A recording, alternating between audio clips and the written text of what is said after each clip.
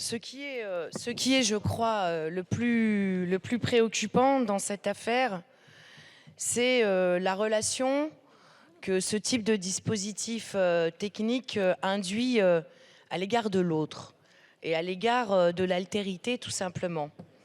Nous sommes profondément humanistes. Nous reconnaissons donc l'autre comme nous-mêmes.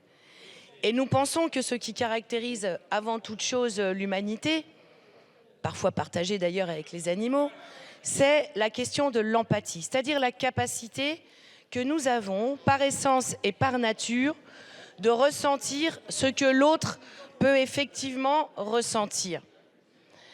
Avec cette question d'algorithme et de recours aux algorithmes, à l'analyse algorithmique, l'autre devient celui qui, a priori, est radicalement différent de moi.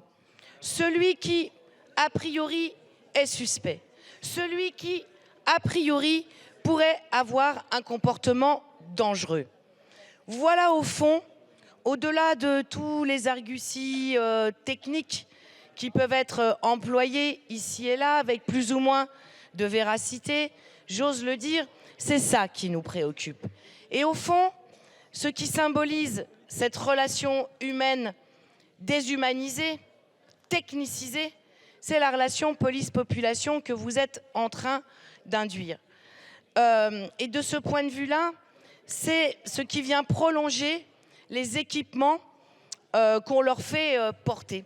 Tous ces équipements qu'on leur fait porter, le fait de les mettre sur des mobylettes, avec quelqu'un qui est derrière, avec des bâtons, qui rappellent d'ailleurs les voltigeurs qui ont tué Malek Oussekine en 86, ça participe de cette relation de différenciation majeure à l'autre. C'est d'ailleurs pour cette raison-là que nous souhaitons que les braves-m soient dissous immédiatement et bien sûr, non pas de façon provisoire, merci, évidemment, mais de façon collègue. définitive. Merci. Merci.